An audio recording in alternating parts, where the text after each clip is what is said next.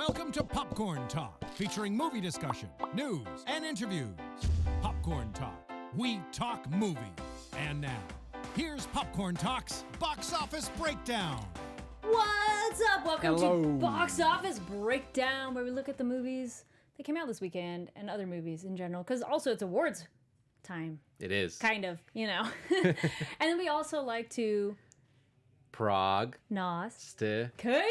Yay! About what lies ahead. My name is Kari Lane, and I'm joined by my awesome co-host, Brandon Hanna. And no, I'm not Frank, so, you know. He unfortunately cannot be here today, but we also have an awesome other member here, and you can't see her exactly, but we have... Hey, everybody. Bree in the booth here. Bree, I realized I didn't ask you this before, but can you do, like, a Harlequin voice? We were doing that a little bit right before we started, so... I've never tried. Okay. Give me a moment to, like, think about it, and then maybe come back to me for it. Let me see. Oh, that's all right. So for everybody watching, we're live. So you can join our chat live. And if you're not, it's okay, because you can comment down below, because we're going to be talking about what was big at the box office this weekend. Number one, which we did predict, is Birds of Prey. So that's awesome.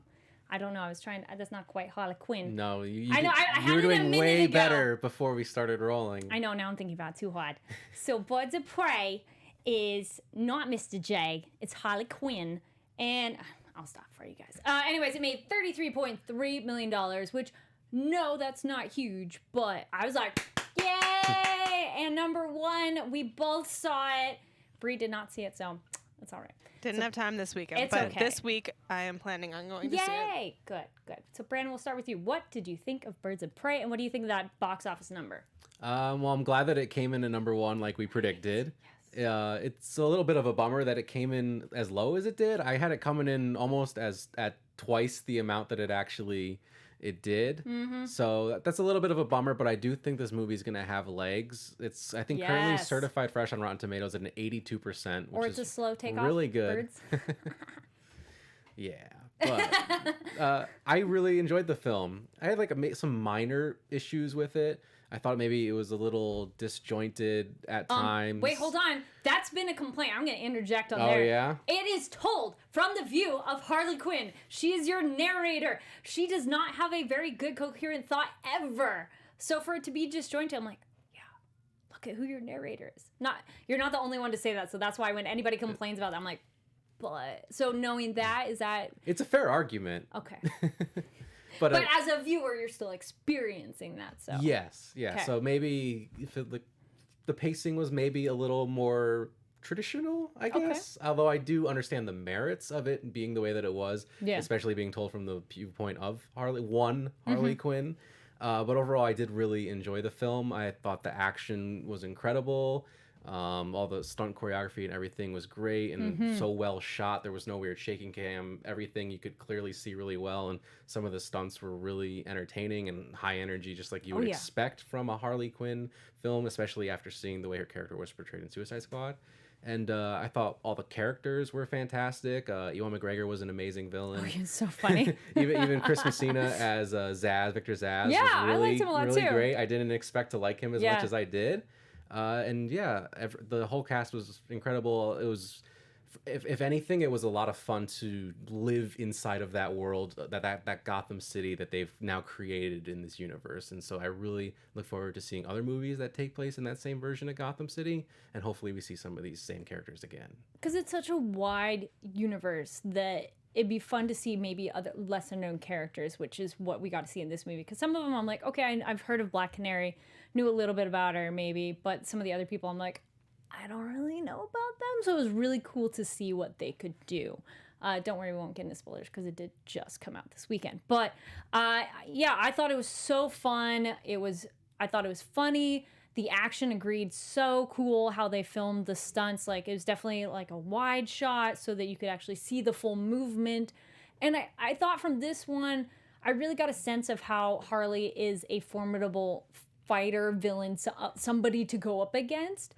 Because I also liked often, I mean, if we're going to get literal too, of if you're a smaller person, regardless of your sex, versus someone who's bigger, they often had a weapon or an object which would increase your, like, formidability, if you will.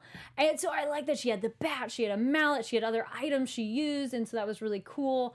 And she just has no fear, and I think that really came across. And there's a sequence where she has an enhancement, which was so funny. I won't spoil that. That's enough of a hint of that moment. And just like her acrobatics of it looks super cool, and yeah, very comic book like. The other characters, how they interact and fought together. The climax fight scene, just super fun and using the environment. So yeah, overall, definitely. I think this is a movie that everybody who saw it is majority enjoying it. I mean, yes, there are some people who are like, me. We don't care about their opinions. Just kidding. Your opinion is valid if you didn't like it. It's okay to not like a movie. But I think with this one, the people who were saying they like it, it's going to like spread and other people will go see it as well. Yeah, I think word of mouth is definitely going to give this movie legs and all the positive reviews that it's getting. I wonder if maybe it didn't do so well opening weekend because maybe the marketing wasn't all that good. It's a really long-winded title of a movie. Or people are just hesitant because Suicide Squad, they were like, and so they're just like, I don't know, is this going to be good? And no offense, DC3 doesn't always have the best track record, so people are maybe like, a little nervous, and then, oh wait, it is good. It's like, no, stay all the way through the credits. There's just a tiny little nugget of an audio bite, but it was still funny. Yeah, it's still funny. And that soundtrack is so good that I was just sitting there like, oh, I love the music. So, looking at some of the chat, thank you so much for everybody joining us. Yeah. Where's it goes? Thunder God Kyo says Huntress was basically a glorified cameo with how little she was utilized in the film. True, she wasn't utilized as much as she could have been, but that's what we were kind of saying of like, this would be kind of cool to see what happens next. What more can we do? Yeah, I felt I would have liked to, without giving too much away, I would have liked the Birds of Prey to maybe come together earlier in the film than they did. Yeah. So that's maybe another criticism that I have. Even though we do get to spend a lot of time with Harley Quinn and it's great, definitely would love to see more of the Birds of Prey. And maybe we can get another Birds of Prey movie down the line without Harley Quinn, and maybe they can throw in a Barbara Gordon or someone to come in and fill that space that's left by Margot Robbie. Yeah. Also, some of the comments ahead of time were just like, okay, well, wait, we'll start. Put you on the spot. Oh. As a man watching this movie, how is the sex appeal of these predominantly female cast of a movie? I mean, I think they're all very gorgeous women. See, you're hearing it here. See, they're still attractive, so calm down, everybody. You know, it's not the normal male gaze where you would typically see maybe a male director comes in and maybe their outfits are a little different. It was directed by a woman, written by a woman, starring women, and it definitely shows. And I don't think it takes away from any sex appeal that the women might have, but it also shows that how badass they are and. I really enjoyed it. Which is sexy. Like how they move, how they hold themselves, and their outfits are sexy too. Like, and realistic. I'm sorry, if you don't have boobs, you don't know what it's like of like moving around and fighting. So for them to have more like a sports bra or something, you know, practical and fighting, absolutely was like, okay, cool. I believe how they move around in this space. And I'm like, they're still sexy. I don't understand why anybody was like, well, they're not sexy anymore. You're like, what? And even small stuff that I don't really understand as a guy, but like I think there's like one moment where did you like the hair tie? The hair tie, yeah. Like she gives her the hair tie. And, yes, there was a joke on Twitter. My friend's like, yeah, you know, this was written and directed by a woman. That they go, do you need a hair tie? If you hang out with women or long hair people enough, that is definitely something that comes up. So I thought that was brilliant and realistic because she's like getting hair in her face. Like, yes, I need to pull that back. So. I like those nuggets of realness, though there is a moment where they fail the coffee cup rules because they're like, here's a coffee, and she lifts it. I'm like, there's nothing in that cup. That's a whole other side argument thing. Anyway, we did our tangent on that. Maybe if we have time, we might rant a little more. But overall, yes, definitely thumbs up. Yeah, definitely thumbs up. Go out and see it if you're a fan of DC Comics, superhero movies. So fun. If you liked the Harley Quinn character in Suicide Squad, maybe you didn't like the rest of the movie, I think you should definitely give this movie a shot. Yeah. Interesting. Ken Jack's commenting on how maybe word of mouth is not bad if people commenting on why it did poorly. Side question, that'd be a comment, leave down below, and then also for yourself. And Brie, if a movie does poorly, does that ever affect your desire to go? You're asking me? Yeah, you too. No. Because I find sometimes that I love movies that other people don't like, or especially almost sometimes if a critic says it's not good, I want to see it because I usually will like that. Yes. And Bryn? For me, I normally align with the critics. So for me personally, seeing that 82% certified fresh on Rotten Tomatoes, that makes me really want to go and see it. Because the vast majority of the time I do align with the critics. But also, the box office itself doesn't ever really have that much of an effect on whether or not I want to go see a movie. If it performs really well or if it underperforms, I mostly just look at the reviews and also if it's the type of movie that I want to see. I'm a huge geek. I love comic book movies, so no matter what, I was going to see this movie anyways. Yes. And then definitely seeing how well it was being received by the critics made me wanted to see it even more. Yeah, critics and even audience, nobody's statements, whatever. If I'm interested, I'm going to go see it anyways. Maybe it might slow down how quickly I go. Or speed up. Maybe. Or speed up. Yeah, I'm the same. I'm like, I really want to go see that now because of people didn't like it. Then I want to go see why, kind of a thing. But yeah, like I saw this movie on Thursday night, and if it was getting bad reviews, maybe I would have pushed that to Saturday at the very least. Yeah, per schedule. I'm like, Saturday, when I can go, that's when I'm going, so... Number 2 at the box office, we got Bad Boys for Life. Came in at 12 million, so still doing pretty solid. It's, again, I would still say also a good, solid movie to go to if you haven't seen it yet. See, that's one maybe, like, it's really cool, but I'm not, like, go right now. But you should see it. It was fun. Yeah, it's definitely a lot of fun if you're looking to see a movie and you haven't seen it yet. Yes. Yeah, it's really entertaining, and that's one that's performed very well at the box office in addition to having good reviews.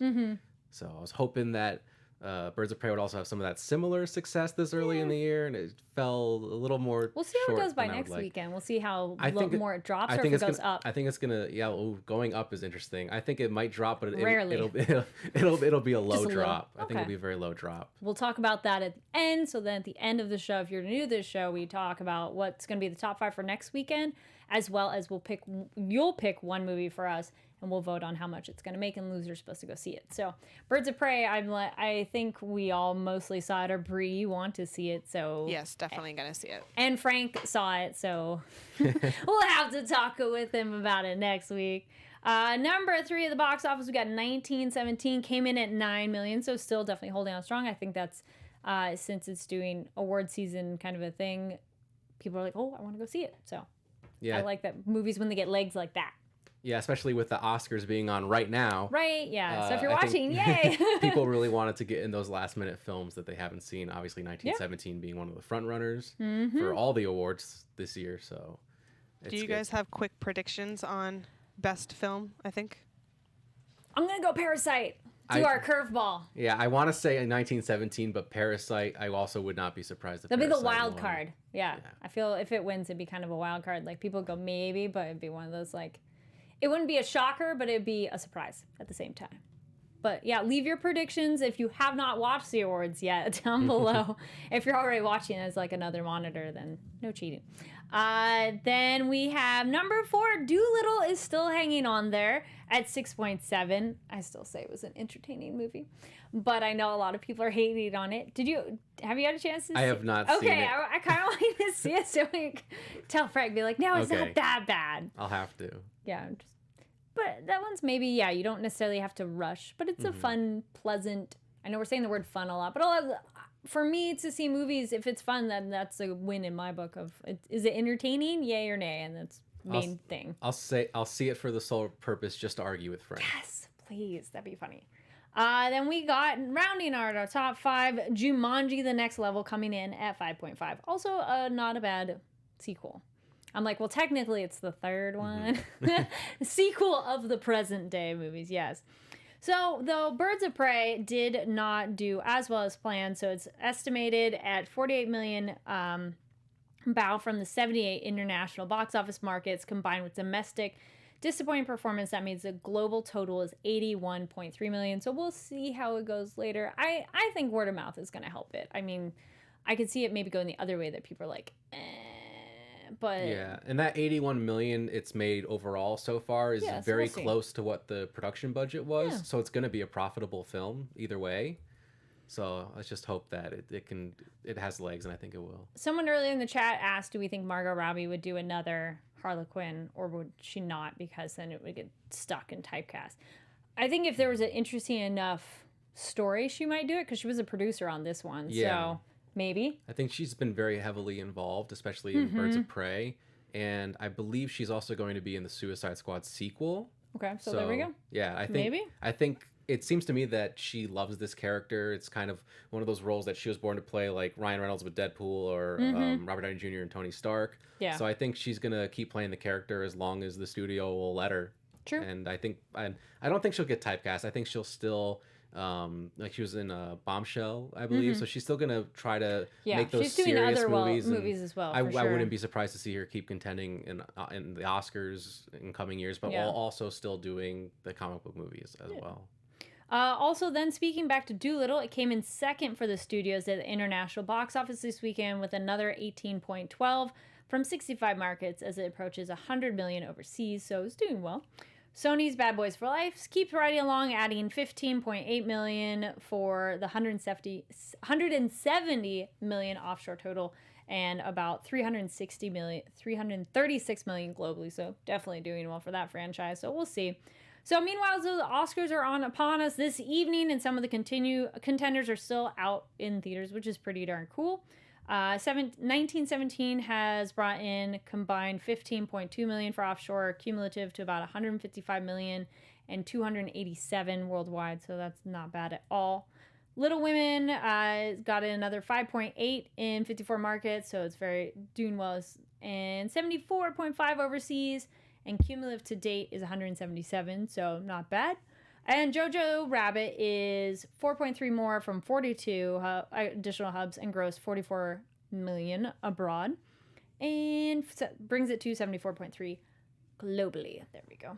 Oh, and then actually, this is nice. Also notable, Lionsgate Knives Out is approaching 300 million worldwide milestone. So yay, Knives Out was a really cool one as well. Yeah, very entertaining. I still have not seen Knives Out. I'm dying to see it. I love Rian Johnson.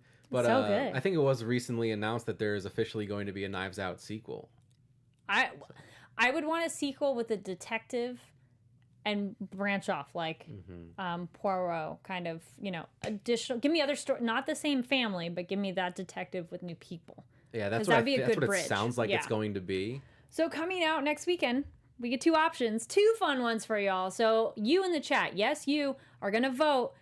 We can see the chat, and that is the one we're going to vote on of how much, or that's the one we're going to say how much it's going to make. So your choices are Sonic the Hedgehog and Fantasy Island. Two essentially nostalgia-ish movies, but not exactly, but we'll see. So Sonic the Hedgehog or Fantasy Island. You in the chat choose, and then that's the one that we're going to vote on. Fantasy Island, that's that Blumhouse Yes, one? they took it and went way darker with it, because the show had some darkish... little bit, but not really. But this went like much darker. It's that idea of why it's interesting to take a title from something, change the genre so much, and give it the same name. Like taking a action show from the 80s and then making it like a goofy comedy and giving it the same name. And you're like, but why didn't you just do a thing if you're completely changing the genre of it? So I don't know. And then, are you in the chat excited for Sonic or Fantasy Island? I think I'm actually more excited for Sonic than I am Fantasy Island. Like Fantasy Island, I'm like, yeah. It's one of those, it depends what the payoff is going to be. Have you seen the trailer for it? I think I have. I don't really remember much from it. It's essentially like turning what you want.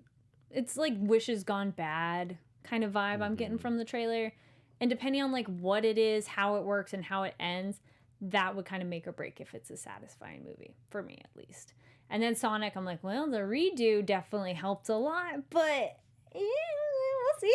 Yeah, I don't know if I'm going to be rushing to the theater to see either of these films.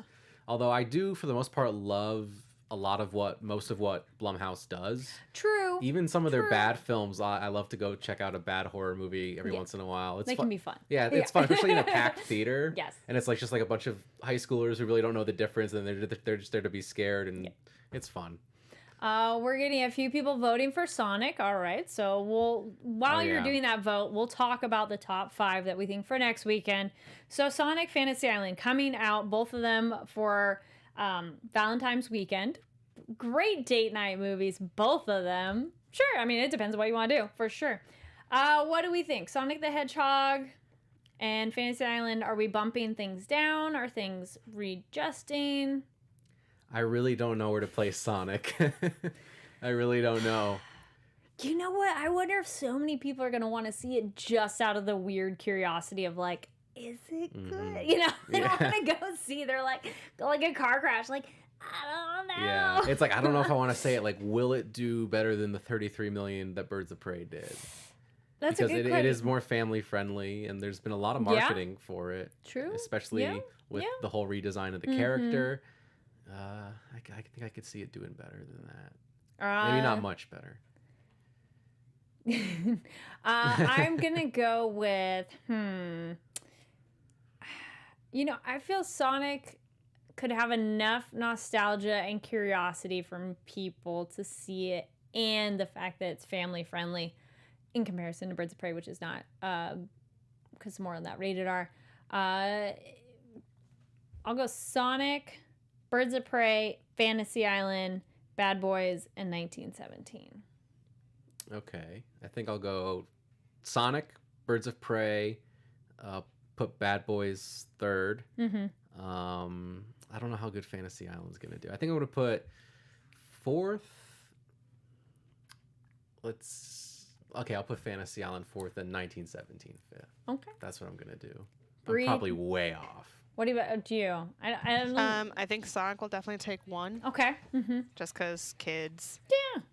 And there hasn't been since Doolittle really anything for them to go see. So yeah, so Sonic 1. And then I think Birds of Prey will take 2, because I think maybe people will start going this week.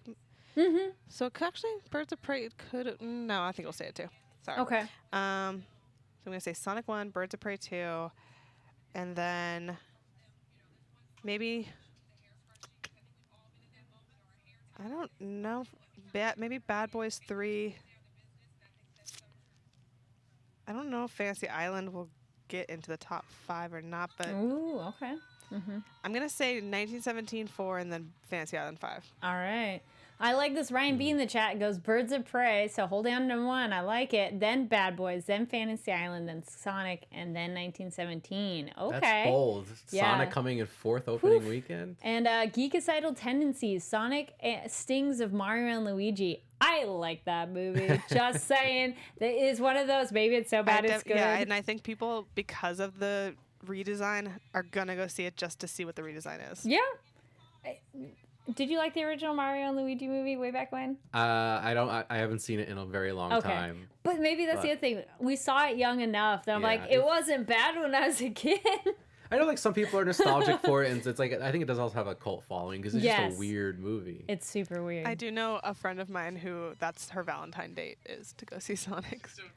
I don't know if that's a lot of people's Valentine's Day, but maybe. The people in the more geeky realm and like gamers, for sure. I have a friend, same thing. She's super excited for it as well. So I'm like, well, we'll see. I'm going to go with probably Sonic was the one y'all voted the most on. Do we have a total count? Anybody reading in the chat how many we have? Let's see. Anything else? I saw, sorry, while they're tallying up, I know some people were just asking why I wasn't on camera today, and I just want to. We have the chat up on for Kari and Brandon and Ree because we've had a spotty Wi-Fi here at the studio, so that's why I'm not on camera today, guys. Sorry. I'm sorry, we didn't know we. No, it's totally fine. You can't grace them with your presence. My voice. My voice is enough. Hey, baby, yes. Okay. Sorry, that was a weird cutoff there. All right, so Sonic won the bet by a landslide. So I said number 1. Did you have it? Yeah. Okay. Yeah. Bree. So we're all gonna vote. Said 1. Yeah. Okay. Okay. So let's see. So we're putting in our numbers for anybody else who's new, and we'll write them down. So we'll see who did it. So Birds of Prey 33. So hopefully it'd have to be around the 33, or a little higher. Well, if Birds of Prey, like maybe Birds of Prey only drops a little bit and goes down to like 25 or 28. That's what I'm hoping for. Okay. Put my vote down. All right, Ken Jack in the chat says 36 for Sonic. All right. Bree, do you have your bet ready? Yeah. Okay. Brandon, you ready? I've got mine. Okay, Bree, you go first. I'm going to go 43.2. 43.2. Okay. I got 31.5. Okay, and I've got 37.5. Okay. All right, so me and Kari will find Bree, out. we'll write those down. Hold on. Oh, Ryan B says 15 million for Sonic. That's Ooh. low. Ooh. Okay, so wait, Bree, you had 40 what? 43.2. Okay, so that was Bree. Brandon, yours, I know you just showed me, but again. 37.5. 37. I almost went 35.7, and then I swapped them. And then I had the only 31.5. So wait, what? Since Frank isn't here, we're also doing the thing where you in the chat get to pick what Frank's vote is on how much. 200 million. No, have you guys pick like a reasonable. I think it was agreed that they get to pick, but that it's not like you have to. Even though Frank's gonna see this film, let's just be honest. Yeah, he's probably gonna see it. But let's see. Anybody in the chat got a number for what Frank's vote is gonna be? But while we're waiting on that, Neil says 39. All right. Hey, no dashes. Y'all gotta pick a specific number. No range. Decimal points are fun play too, but we've had people do that. They're like, between 25 to 35. No. You got to pick something, because if you don't, we're going to pick right that number. I'm going to guess that it's going to make somewhere between 0 and 100. Ken Jack says 57. Ryan says 25. All right, Neil says 52 for Frank. Let's do it. And then this one says Frank should be 45, so we split the difference. I guess. Okay. Or we just go with 45. We'll do 45 because then that's a high one. Now there's another one. Frank got 45, so there's 2 45s for Frank. All right. Thank you, chat. Let's do that for Sonic. Just saving it on my phone. Boom. All right. Okay. Any other thoughts on awards or movies you saw over the weekend? Oh, I was going to add, I finally saw Booksmart. I liked it, but I felt the stakes weren't something I cared about as much. Like, it's well done. Like, the acting's great, script's great, what it looks like is great. But it's the last night of school and we didn't party. It's not as much as something I care about, but that's kind of I've seen Booksmart twice now. Okay. I liked it, and I think I liked it even more the second time. Okay. But I'm not in love with it the way that a lot of people are. Like, it is a great modern coming of age story. But at the end of the day, it didn't quite resonate with me the way it has with a lot of my friends. Yeah. But yeah, I did like it. I know Amy before, she loved it, and I feel it does resonate with a lot of people, and it's nice to have the female friendship, having the two girl characters. At least one of them, I like trying to tell someone you like them by the end of the night. That is a better stake. Like, you didn't party. It's like, you're going to college next. You have parties then. But telling someone you like them because you might never see them again, that's a better, like, higher stakes. Because you might not see them again if you all move to different areas. But, like, oh, I didn't party. I'm like, But let us know what you thought of any other movies you saw. But sorry, did you see any other movies or thoughts on the awards this evening? I haven't seen any other movies other than Birds of Prey. Okay. But yeah, no, I'm really looking forward to seeing what movie brings home Best Picture and who all the big ones. So yeah, I think it's either gonna be 1917 or Parasite. Bree, any thoughts from you on awards or anything you saw? I did my predictions on my Instagram if anyone wants to go check out my full predictions. But I mean, it's either going to be 1917 in my opinion or Parasite. I'm pulling a little more for Parasite. I really liked 1917. I just think that we haven't seen a film like Parasite get Best Film, so I'm really pulling for it to get Best Film.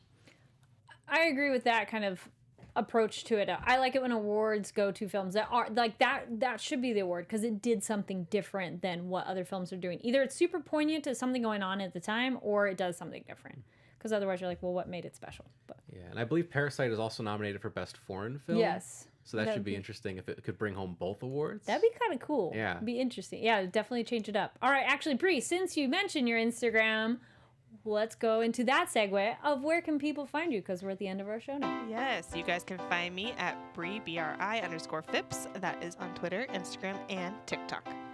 Yay! Throw in the TikTok too. Yes, and Brandon, where can people find you? I do not yet have a TikTok. However, you can find me on Twitter and Instagram at BrandonHanna07. Well, you can find me on Twitter, Instagram, and TikTok at Kari D. Lane. That's Karidlane. Thank you so much for watching. Go see some movies. See ya. From producers Maria Menounos, Kevin Undergaro, and the entire Popcorn Talk Network, we would like to thank you for tuning in. For questions or comments, be sure to visit popcorntalk.com. I'm Sir Richard Wentworth, and this has been a presentation of the Popcorn Talk Network.